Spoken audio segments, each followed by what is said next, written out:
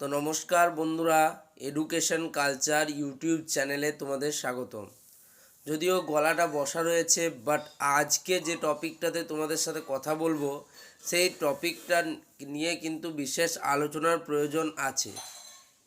দেখো, বেশ কিছুদিন আগে তোমাদেরকে আমি একটা ভিডিও বানিয়েছিলাম যেখানে বলেছিলাম যে বর্তমান সময়ে তোমাদের যে পলিটেকনিক বা তোমাদের যে টেকনিক্যাল কলেজগুলি রয়েছে বা টেকনিক্যালে পড়ার স্টুডেন্টদের মানসিকতা কিন্তু আস্তে আস্তে কমতে দেখা যাচ্ছে। তাই এই সংখ্যাটা এখন যেটা 2010 সালের ডেটা বলছে যে প্রায় 1 লক্ষ তোমার ডিপ্লোমা বা পলিটেকনিক স্টুডেন্টরা কিন্তু ফর্ম ফিল আপ করতো বা এক্সামিনেশন দিত। সেটা বর্তমান সময়ে এসে অর্থাৎ 2023 সালে এসে যেটা দাঁড়িয়েছে সেটা হচ্ছে 31,000 স্টুডেন্টের কিন্তু মেরিট র্যাঙ্ক বেরিয়েছে এবং তার মধ্যে থেকে 28,000 স্টুডেন্ট কিন্তু বিভিন্ন পলিটেকনিক কলেজে ভর্তি হয়েছে। অর্থাৎ যদি 1 লাখ স্টুডেন্টের মধ্যে 95,000 স্টুডেন্ট 2010 সালে অ্যাডমিশান নিয়েছিল, সেটা বর্তমান সময়ে 28,000-এ এসে পৌঁছেছে। তার মানে ডিক্রিজিং অর্ডারটা বুঝতে পারছো। আর যদি আমরা ট্রেন্ডের কথা বলি, আস্তে আস্তে তোমরা দেখতেই পাচ্ছ যে তোমাদের পলিটেকনিকে বিশেষ কতগুলি কারণ, যেমন 1 নম্বর হচ্ছে উপযুক্ত ক্লাস না হওয়া, 2 হচ্ছে তোমার সেমিস্টার সিস্টেম, 3 নম্বর হচ্ছে যে WBSCT এর খামখেয়ালি সিদ্ধান্ত। এইসবের কারণে কিন্তু আরও ডিক্রিজিং অর্ডার প্রিভিয়াস ইয়ারে দেখা গেছে এবং রিসেন্ট ইয়ারেও আশা করছি তেমনটাই কিন্তু ডিক্রিজিং অর্ডার দেখা যাবে। তো তোমরা যারা এর পরেও পলিটেকনিকে পড়তে আসতে চাইছো বা পলিটেকনিক যে একদম খারাপ হয়ে গেছে, জিরো লেভেলে চলে গেছে, এমনটার কিন্তু কোনো কথা নেই। পশ্চিমবাংলার টপ কিছু পলিটেকনিক কলেজের কথা বলছি, যেমন এপিসি রয় পলিটেকনিক, তোমার the central Calcutta polytechnic, MBC institute of technology, তাছাড়া তোমার engineering executive for junior engineers বা তোমার হাওড়া, এই কলেজগুলোর মতো প্রচুর কলেজ রয়েছে যারা কিন্তু নিজের সুনাম বারবার ধরে রেখেছে।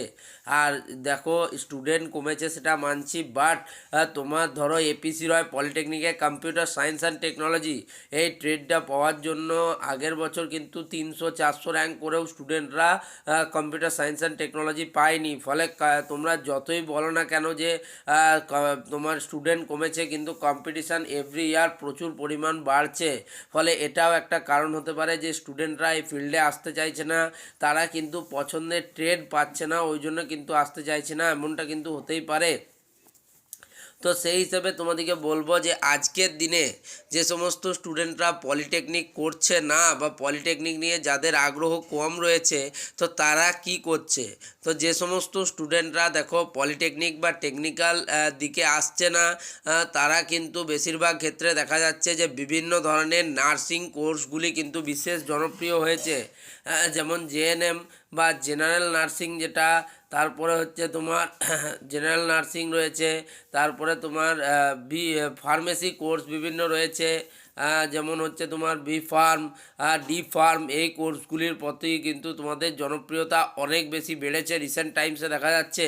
আগে এমনটা মনে করা হতো যে বিভিন্ন ধরনের যে নার্সিং কোর্সগুলি রয়েছে, এএনএম নার্সিং বা জেএনএম নার্সিং, যেগুলো কোর্সগুলি রয়েছে এগুলো শুধুমাত্র মেয়েরাই অ্যালাউ বা মেয়েরাই করতে পারে। বাট তোমরা জানো যে 2019 সালের শেষ দিক থেকে, যদিও ভারতবর্ষে সেটা 2020 সালের মার্চ মাস থেকে কিন্তু একটা কোভিড অতিমারির পরিস্থিতি তৈরি হয় এবং সেই কোভিড অতিমারির পর দেখা যায় যে পশ্চিমবঙ্গ তথা ভারতবর্ষ তথা সমগ্র বিশ্বে কিন্তু এই যে তোমার নার্সিং স্টুডেন্ট বা তোমার ফার্মেসির স্টুডেন্ট বা তোমার মেডিকেল স্টুডেন্টের চাহিদা অনেক বেশি। সেই তুলনায় তাদের কিন্তু কোয়ালিফিকেশান রেট বা যে পরিমাণ নার্স প্রডিউস হওয়ার কথা সেটা কিন্তু অনেক কম। এরপর থেকেই দেখা যায় যে বিভিন্ন ধরনের স্টুডেন্টদের কিন্তু ছেলেরা, যে সমস্ত বয়েজ স্টুডেন্ট রয়েছে, তারাও কিন্তু এই নার্সিং বা ফার্মেসি কোর্সগুলির প্রতি অনেক বেশি উৎসাহ বা আগ্রহ প্রকাশ করে। তাই দেখা যায় যে নার্সিং কোর্সগুলির চাহিদা 2018 সাল অবধি যেরকম ডিক্রিজিং অর্ডারে ছিল, একই রকমভাবে তোমার সেটা 2020 সালের পর অনেক অনেক বেড়ে যায়। এমনকি আমার সাথে সাথেও কিছু স্টুডেন্ট যারা উচ্চ মাধ্যমিক পরীক্ষা দিয়েছিল তাদের কিন্তু প্রায় 30% স্টুডেন্ট দেখা যায় যে তারা বিভিন্ন ধরনের যে নার্সিং কোর্স রয়েছে বা ফার্মেসি কোর্স রয়েছে বা মেডিকেলেও কিছু কোর্স থাকে, সেই কোর্সগুলির প্রতি আগ্রহ দেখিয়ে সেদিকে অগ্রসর হয়েছে। তুলনামূলক খুব কম সংখ্যক স্টুডেন্টই পলিটেকনিক কোর্সে এসছে, কারণ তুমি যদি ভারতবর্ষের ট্রেন্ডের কথা বলো তাহলে সব থেকে বেশি স্টুডেন্টরা যে কোর্সগুলি করে তার মধ্যে প্রথমেই হচ্ছে বিএ বা ব্যাচেলার্স অফ আর্টস কোর্স, দ্বিতীয় নম্বরে হচ্ছে বিকম এবং তৃতীয় নম্বরে হচ্ছে বিএসসি কোর্স। তার মানে বুঝতেই পারছো যে জেনারেল ট্রেডে যদিও এখনও 4 বছর এখন করে দেওয়া হয়েছে, যে 4 বছরের ডিগ্রি কোর্সের কথা তোমাদের বলে দেওয়া হয়েছে, বা তোমাদের জেনারেলে পড়ার পর তোমার লাইন শুধুমাত্র থাকছে বিভিন্ন কম্পিটিটিভ এক্সামের ক্ষেত্রে তৈরি হওয়া, বা দ্বিতীয় ক্ষেত্রে হচ্ছে তোমাদের যে টিচিং লাইনে যাওয়া। যদিও খুব একটা সে বিষয়ে সাফল্য দেখা যাচ্ছে না, বাট যদি তুমি বিভিন্ন ধরনের মেডিকেল কোর্সগুলি করছো, আজকে তুমি এটা দেখো যে তোমার আশেপাশে কিন্তু প্রচুর পরিমাণ প্রাইভেট নার্সিংহোম, প্রাইভেট হসপিটাল কিন্তু তৈরি হচ্ছে। যদি গভর্নমেন্টে তারা জব নাও পেয়ে থাকে, তারা কিন্তু এই এত পরিমাণ প্রচুর যে তোমার কলেজ তৈরি হচ্ছে বা তোমার ফার্মেসি তৈরি হচ্ছে বা তোমার প্রাইভেট তোমার মেডিকেল তৈরি হচ্ছে, মেডিকেল কলেজগুলো তৈরি হচ্ছে প্রাইভেটের, তো বা প্রাইভেট ইনস্টিটিউট তৈরি হচ্ছে যেখানে তোমার কোর্স দেওয়া হচ্ছে। ফলে এত পরিমাণ যদি ইনস্টিটিউট থাকে তাহলে অবশ্যই কিন্তু স্টুডেন্টরা সেখানে ভর্তি হচ্ছে, এবং বিভিন্ন ধরনের কিন্তু তোমার হসপিটাল, প্রাইভেট হসপিটাল, প্রচুর পরিমাণ প্রাইভেট হসপিটাল দেখা যাচ্ছে। আমি যদি কলকাতা সাইডের কথা বাদও দিলাম, ঠিক আছে, যদি আমি বলি শুধুমাত্র তুমি দুর্গাপুর শিল্পাঞ্চলটাই শুধুমাত্র দেখো, সেখানেই তুমি যদি গুনে গুনে বলতে পারো প্রায় টপ 10 কিন্তু বা 10টা পর্যন্ত কিন্তু প্রাইভেট হসপিটাল তৈরি হয়ে গেছে, বিবেকানন্দ মিশন থেকে শুরু করে বিভিন্ন ধরনের হসপিটাল। ফলে তোমাদের একটা প্রবাবিলিটি অনেক বেশি থাকছে মেডিকেল কোর্সেসের জন্য। বাট যদি আমরা শিল্পের কথা আলোচনা করি তো পশ্চিমবঙ্গের তুলনামূলক শিল্প উদ্যম বা তৈরি হবার হার অনেক অনেক কম। তাই দেখো, আর পলিটেকনিক পড়লে তোমার কাছে খুব রেয়ারেস্ট অফ রেয়ার চান্স হচ্ছে যে ওয়েস্ট বেঙ্গল বা তোমার এলাকার মধ্যে কিন্তু জব পাওয়ার সেটার প্রবাবিলিটি অনেক কম। বেশিরভাগ যেগুলো তোমার জব সেগুলো হয় তোমার হচ্ছে তোমার দক্ষিণ ভারতের দিকে শিফট করে গেছে। যেমন সব থেকে বেশি জব যদি বলি সেটা হচ্ছে তোমার সাউথের স্টেট, মেনলি চেন্নাই বা তামিলনাড়ুতে প্রচুর জব রয়েছে। সেখানে অটোমোবাইল ইন্ডাস্ট্রি প্রচুর পরিমাণ কিন্তু গ্রো করেছে। তাছাড়া যদি বলি কর্ণাটকাতে প্রচুর পরিমাণ জব ভ্যাকেন্সি রয়েছে। হায়দ্রাবাদ, ব্যাঙ্গালোরের মতো শহরগুলিতে তোমার ডিপ্লোমা ইঞ্জিনিয়ারের চাহিদা আজও অনেক বেশি। এবার যদি আমরা আরেকটু শিফটেড হই নর্থের সাইডে, অর্থাৎ তোমার নর্থ ইস্ট সাইডে, তাহলে সেখানে তোমরা দেখতে পারবে মুম্বাই বা পুনে বা তোমার গুজরাট, এই এলাকাটা হচ্ছে ইঞ্জিনিয়ারিং স্টুডেন্টদের জন্য একটা বেস্ট প্লেস, এবং এখানে প্রচুর প্রচুর পরিমাণ কিন্তু জব রয়েছে অ্যাজ আ ফ্রেশার্স তুমি যদি একজন পলিটেকনিক স্টুডেন্ট হয়ে থাকো। ফলে এখন স্টুডেন্টরা দেখছে যে তারা যদি বিভিন্ন এই পলিটেকনিক কোর্সগুলি করে থাকে তাহলে তাকে কিন্তু বাড়ি থেকে অনেক দূরে গিয়ে থাকতে হবে, বাট তোমার ইনিশিয়াল যে স্টার্টিং পেমেন্ট সেটা যথেষ্ট কম। অ্যাজ আ পলিটেকনিক স্টুডেন্টদের সেটা 15 থেকে 20 হাজারের মধ্যেই বেশিরভাগ ক্ষেত্রে ঘোরাঘুরি করছে।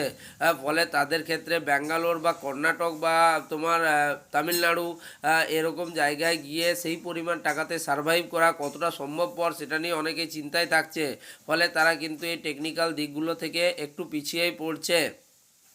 সেই তুলনায় তোমরা বিভিন্ন ধরনের নার্সিং বা ফার্মেসি বা প্যারামেডিক্যাল যদি কোর্সগুলি করো প্রাইভেট হসপিটালে কোনো না কোনো ক্ষেত্রে তোমাদের কিন্তু জব সিকোয়েন্স তোমরা পেয়ে যাচ্ছ। তাছাড়া কলেজের সাথে, যেমন ধরো কোনো মেডিকেল কলেজ অ্যান্ড হসপিটাল থাকে, তাহলে যেমন ধরো Sonka educational trust medical college and hospital, তাহলে তার যেহেতু আলাদা করে হসপিটাল রয়েছে, তাহলে সেখান থেকে তারা প্রশিক্ষণ নিয়ে তারা কিন্তু সেই কলেজের হসপিটালেই কিন্তু যোগ দিতে পারছে যদি তারা নিজেদের একাডেমিক কেরিয়ারকে ভালো দেখাতে পারে। প্রত্যেকটা যেগুলো তোমার মেডিকেল কলেজ রয়েছে তাদের সাথে কিন্তু মেডিকেল কলেজ অ্যান্ড হসপিটাল থাকে প্রত্যেকটার ক্ষেত্রে। তাহলে সেক্ষেত্রে কিন্তু গভর্নমেন্টে তুমি পড়লে তুমি গভর্নমেন্টে হয়তো তুমি সেখানে প্র্যাকটিস করতে পারলে, বাট তোমাকে সেখানে জব কোনো দিন সিকিওর, অত তাড়াতাড়ি সিকিওর হবার কথা নয়। বাট তুমি যদি প্রাইভেটে করো, তুমি যদি নিজের একাডেমিক কেরিয়ার ভালো দেখাতে পারো বা তোমার প্র্যাকটিক্যাল নলেজ ভালো থাকে, সেক্ষেত্রে তুমি খুব তাড়াতাড়ি কিন্তু সেক্ষেত্রে জব পাওয়ার জন্য অ্যাপ্লিকেবল হয়ে যাবে।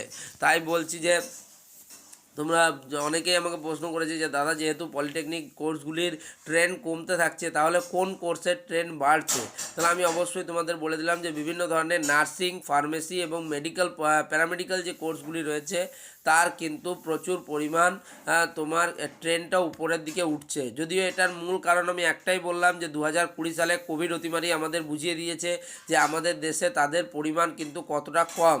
তাই সেই হিসাবে আমি তোমাদেরকে বলবো যে দেখো, পলিটেকনিকের ট্রেন্ড কমছে ঠিক আছে মানছি, কিন্তু এমনটি কোনো দিনই হবে না যে সেটা জিরো হয়ে যাবে বা তোমরা এর থেকে সুবিধা পাবে না। পলিটেকনিক কোর্সগুলি করলে বিভিন্ন ধরনের যে সরকারি এক্সামিনেশান, যেগুলো বিভিন্ন স্টেটের জেই এক্সামিনেশান বা জুনিয়র ইঞ্জিনিয়ার এক্সামিনেশান হয়, সেগুলোর জন্য যেমন তোমরা অ্যাপ্লিকেবল বা এলিজিবল।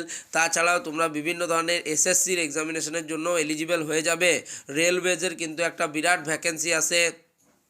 আর যদি তোমরা ডিপ্লোমা করে নাও, সেক্ষেত্রে তোমরা কিন্তু হায়ার এডুকেশান বিটেক করতে পারো, এমটেক করতে পারো, দেন কিন্তু তোমরা নিজেদের কেরিয়ার পারসিউ করতেই পারো। কোনো দিনই কোনো ট্রেড ভালো বা খারাপ হয় না, শুধুমাত্র তুমি সেই ট্রেডটিকে কেমনভাবে ইউজ করছো বা তোমার ভবিষ্যৎ পরিকল্পনা কী রয়েছে সেটা যদি তোমার স্থির থাকে, তাহলে কিন্তু ট্রেডটা খারাপ নয়। বাট আজকের দিনে তুলনামূলক দেখা যাচ্ছে যে খুব কম টাকাতেই কিন্তু এই ফার্মেসি, মেডিকেল বা প্যারামেডিক্যাল কোর্সগুলি হয়ে যাচ্ছে। তাই কিন্তু এদের চাহিদা অনেক বেশি। তো যাই হোক, ভিডিওটা যদি ভালো লাগে তাহলে অবশ্যই ভিডিওটিকে লাইক করো, বন্ধুদের মধ্যে শেয়ার করো আর চ্যানেলটিকে সাবস্ক্রাইব করে রাখো নিজের সাবস্ক্রিপশন লিস্টে। ধন্যবাদ।